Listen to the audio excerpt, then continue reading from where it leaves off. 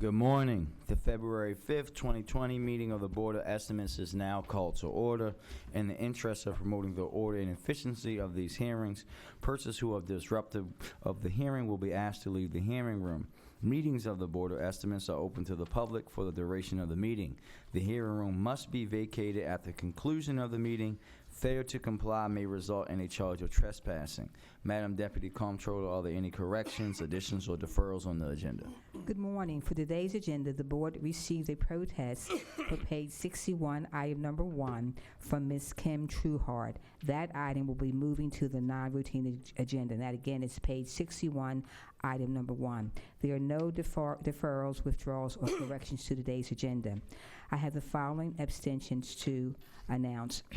The Honorable Mayor Young will abstain on pages 3 to 4, pages 5 through 6, page 7, pages 22 to 23, item number 9, page 23, item number 10, pages 53 to 54, pages 72 to 73, and pages 74 to 82.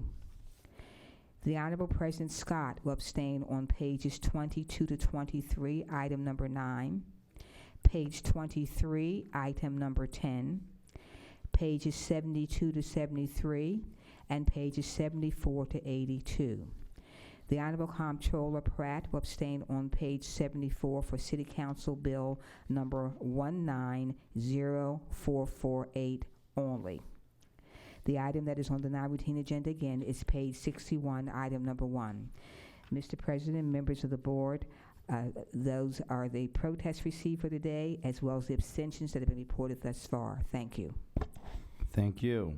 I will direct the board members' attention to the memorandum from my office dated February 3rd, 2020, identifying matters to be considered as routine agenda items together with any corrections and additions that have been noted by the Deputy Comptroller.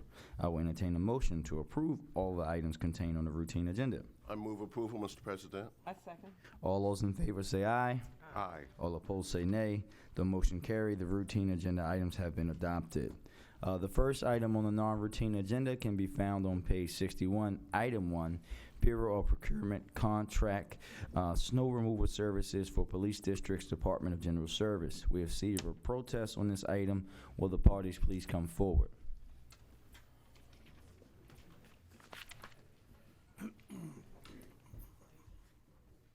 Good morning, President Scott, Mayor Young, Madam Controller. My name is Keisha Brown, and I'm the acting city purchasing agent representing the Bureau of Procurement. We come before you to ask for a contract renewal for snow removal, B5000-4826. This is the final renewal. The Bureau has reviewed the contract, and the 4 areas of concern in terms of performance on the contract, available funding, the contractor being in good standing, in addition to the critical need for the services, we find no issues of concern. Good morning, honorable members of the board. My name is Chichi Niaga Nash. I'm the director of the Department of General Services. Would like to address some of the concerns that were raised in Ms. Trueheart's protest in regard to CNW construction.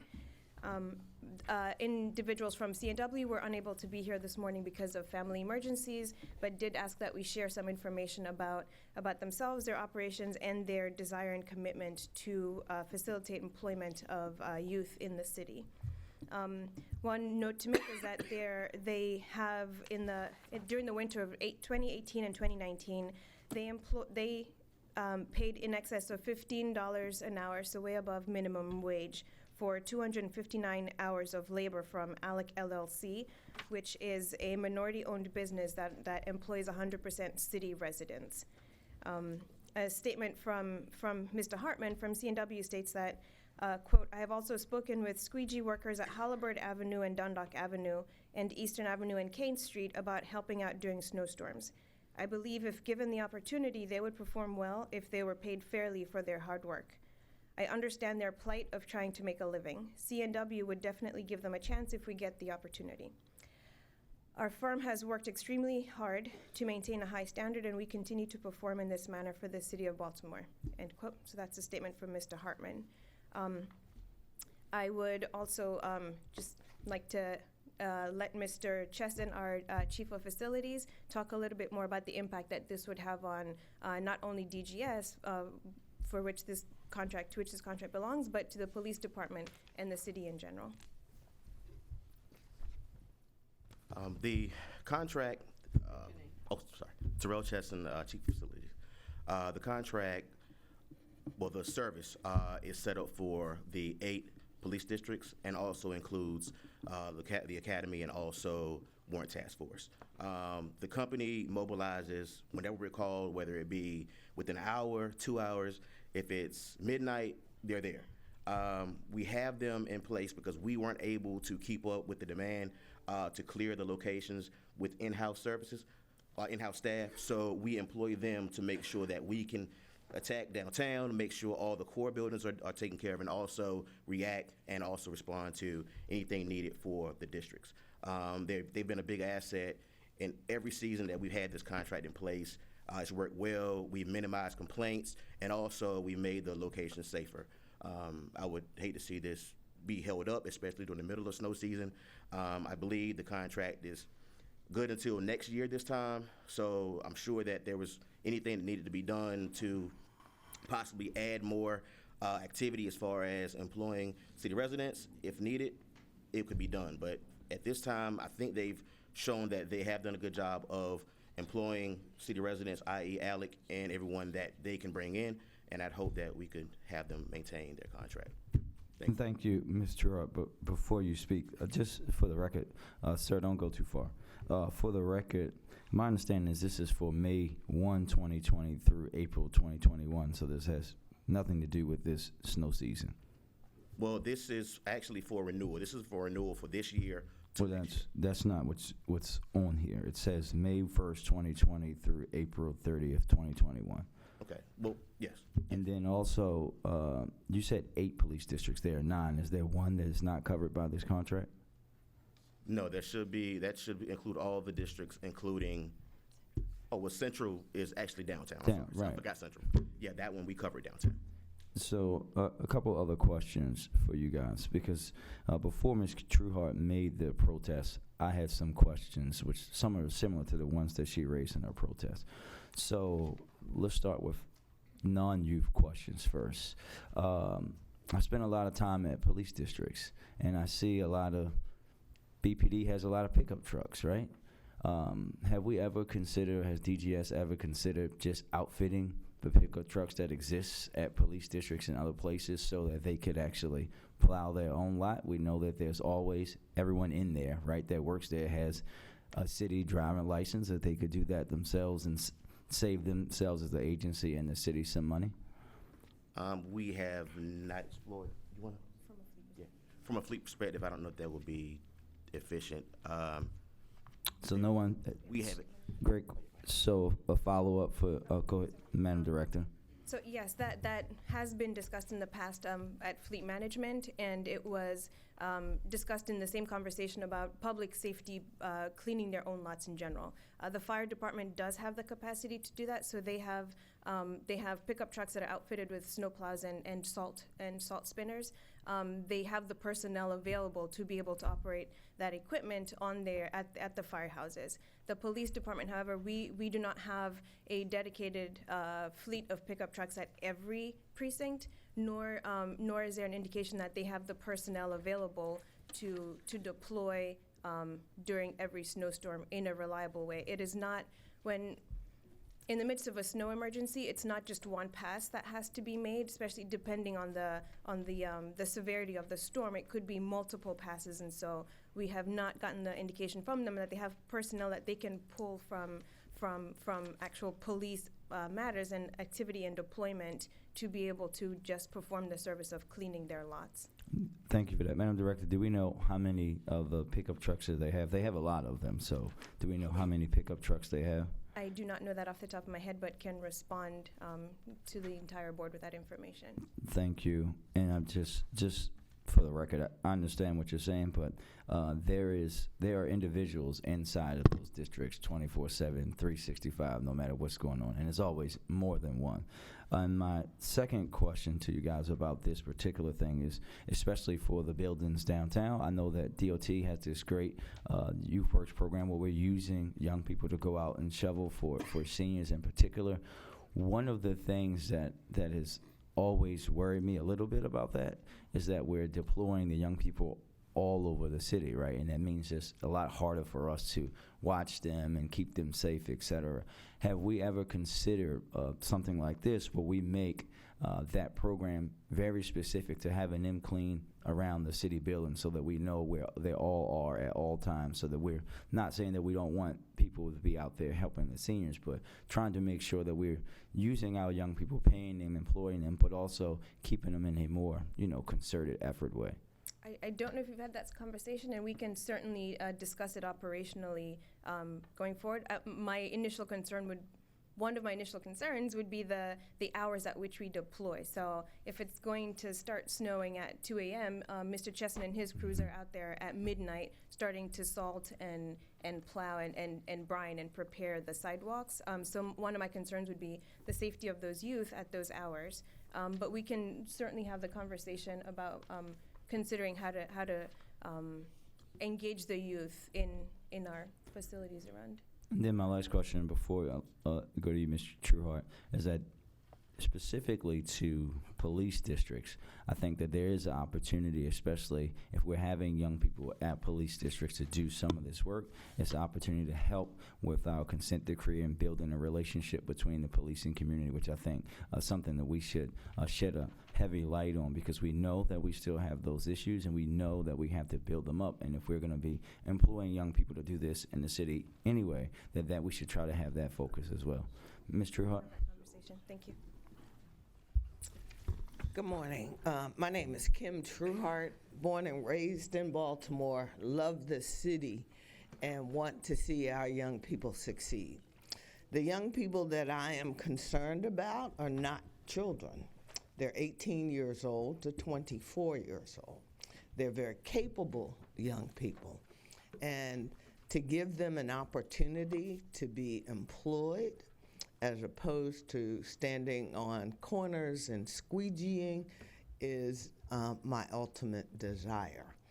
I looked at this contract on page 61 and felt this was a prime opportunity where at least 27% of the $100,000 should go to some worthy organization that is actually employing these young people. And as you said, Mr. President, we have challenges in our police and community relations, especially with our young people. And what better opportunity to allow our young people to actually perform this work at each of the 9 police district offices, to engage and interact with the police in a positive way. I see this as a win-win for Baltimore City. We, again, are not asking for additional funding to be allocated. This is existing funding already being spent in Baltimore City to do necessary work for the government of Baltimore City. Why wouldn't we want to employ our young people to perform these services? I'm disappointed that the police department isn't here to talk for themselves about the need to improve community relations and how this would be a great opportunity for them to do so. I am going to continue to advocate for our young people. These are capable young people, and if they have to get up at 2 a.m. in the morning to go perform the service that they're being contracted to perform, they do it. There's no question in my mind that they would do it. Don't sell them short. First we're hearing some work is more complex than they may be capable of doing. Then we're hearing that the hours may be irregular. These young people have talent they have energy, they have motivation. And this government needs to recognize that they are capable. I appreciate that the mayor is doing a review of contracts, but I felt it was very important to highlight this one in particular with the police department as a prime opportunity. I thank Ms. Nash and her team for what they're doing, but our young people need to be given more opportunities. You know, I heard a speech last night where somebody was touting the fact that young African Americans have experienced the lowest unemployment rate historically. I don't see that. I don't believe that. Here in Baltimore, if that's true, then let's put it into action. Do what is necessary to employ our young people. This is causing me great concern, and I'm sure other citizens feel likewise that we can do better. Thank you.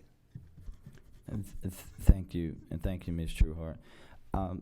Members of the board, because C&W has already said that they're interested in working with this group, and we're talking about not a period of May 1st, 2020, I would just ask to see if the board would agree that we could defer this item for a week to have that discussion. And make a motion to defer. All right. Motion on the item. I'll move approval, Mr. President. Second. All those in favor say aye. Aye. All opposed say no. The president is a no. Thank you. As there is no more business before the board, we will recess until bid opening at 12 noon.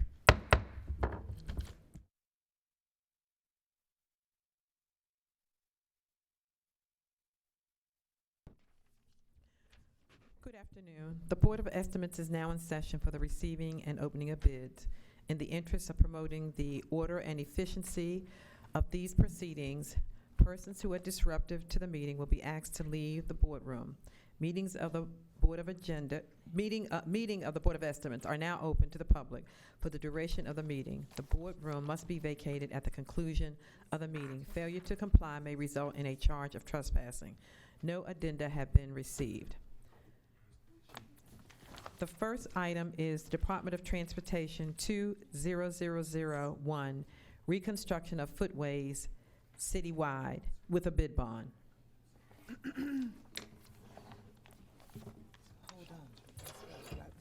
The bidder is J Villa Construction, Inc., with a bid bond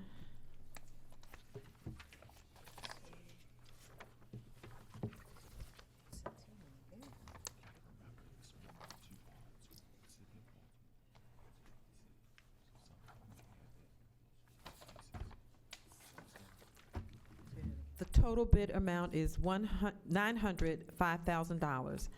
$905,000.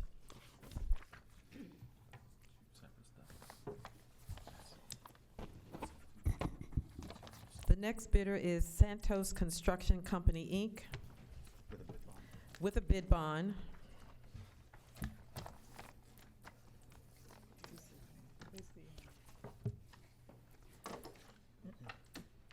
page 87.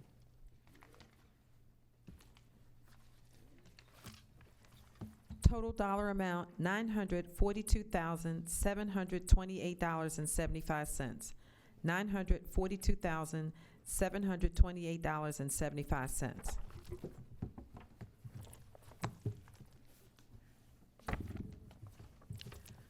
The next bidder is Manuel Luis Construction Company, Inc., with a bid bond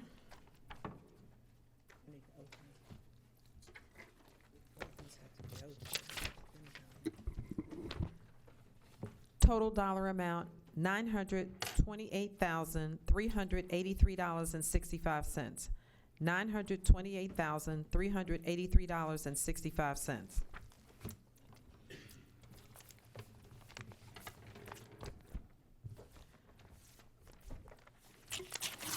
The next bidder is E&R Services, Inc.,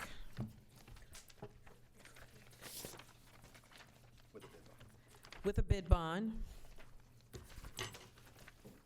Total dollar amount, $1,031,705.75. $1,031,705.75. These will be referred to the Department of Transportation for their review.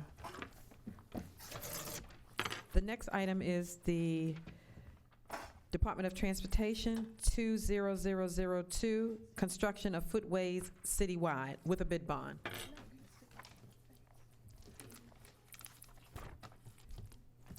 I just hold this for a second? All right. The first bidder is J Villa Construction, Inc., with a bid bond.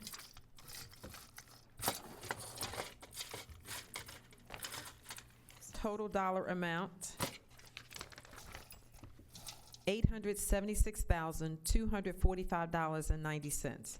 That's $876,245.90.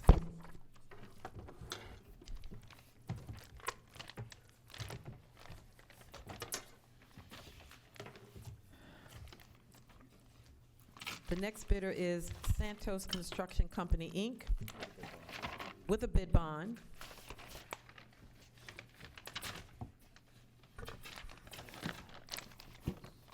Total dollar amount, $942,130. $942,130.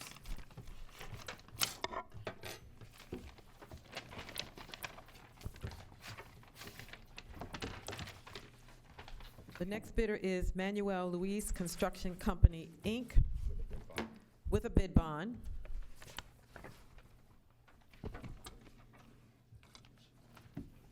Total dollar amount, $900,165.25. $900,165.25.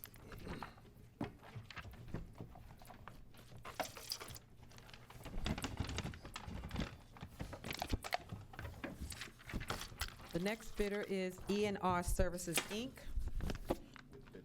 with a bid bond. Total dollar amount, $1,048,976.25. $1,048,976.25.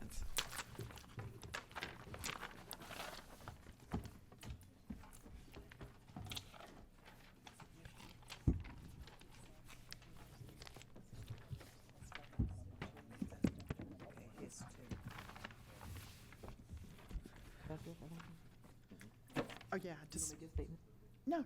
Okay. I was just making sure. We need to put it in there.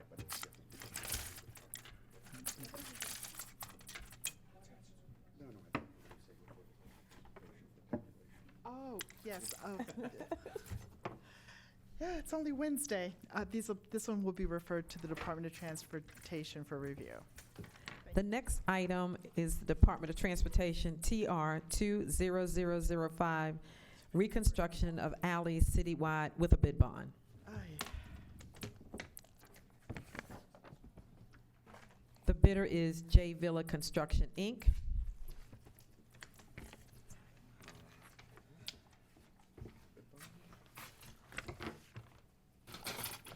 with a bid bond. Total dollar amount, $1,383,350. $1,383,350.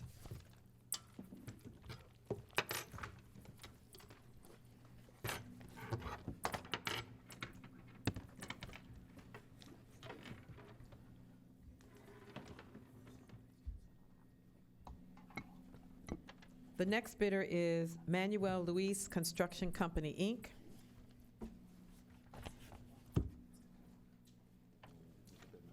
with a bid bond.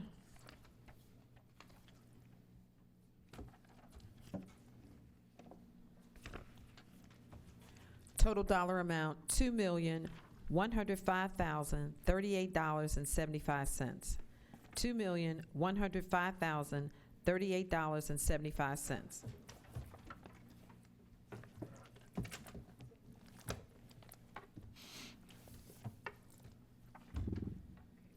The next bidder is E&R Services, Inc.,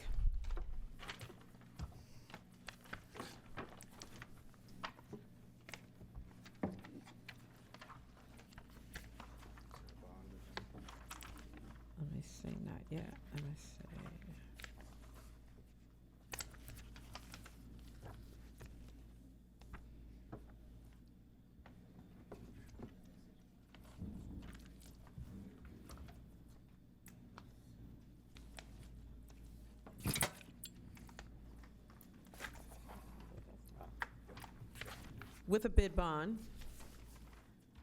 Total dollar amount, $2,171,989.50.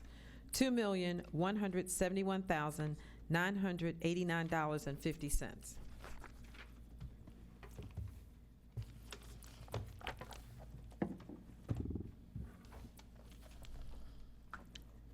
The next bidder is Santos Construction Company, Inc., with a bid bond, $1,320,400. $1,320,400. Okay, these will be referred to the Department of Transportation for review.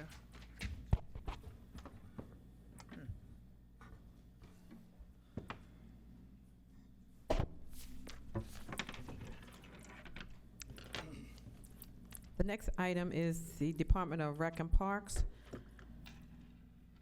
RP 19808, Middle Branch Fitness and Wellness Center, with a bid bond.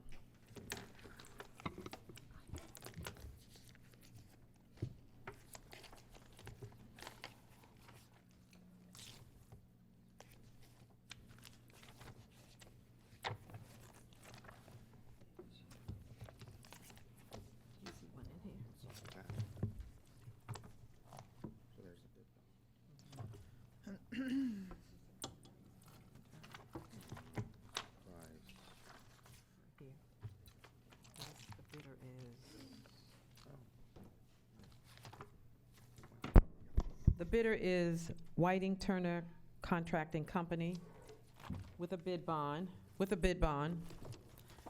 Total dollar amount, $23,134,000. $23,134,000.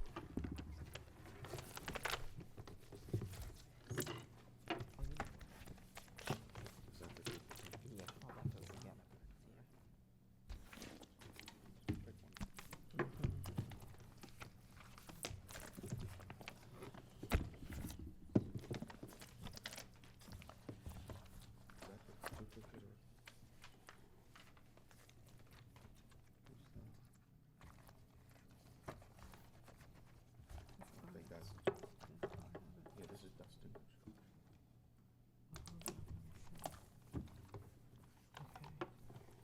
The bidder is Dustin Construction, Inc.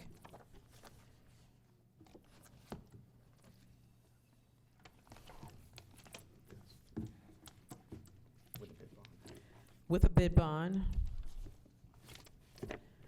Total dollar amount, $25,786,000. $25,786,000. Okay, these will be referred to the Department of Recreation and Parks for review.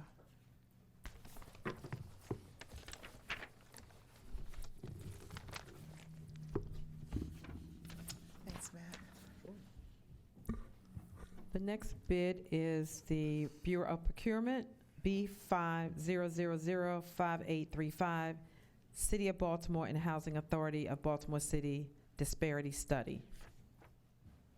No bid bond required. No bid bond required, It's a price opening. and it's a price opening.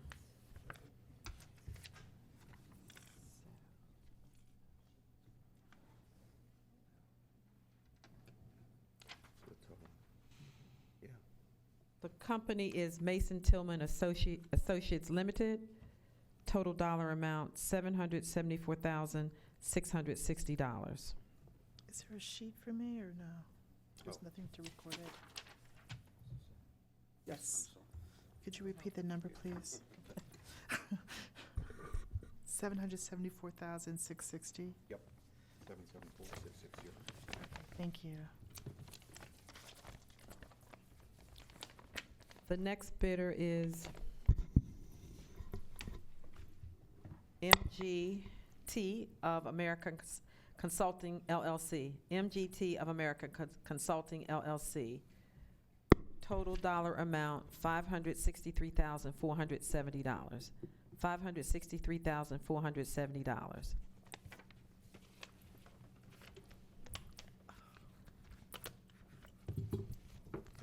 The next bidder is Griffin and Strong PC. Total dollar amount, $499,925. $499,925. That it?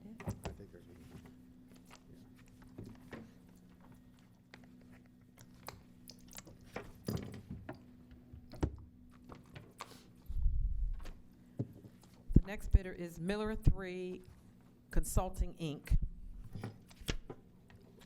Total dollar amount, $995,200. $995,200. Okay, these will go to the Bureau of Procurement for their review. There you go.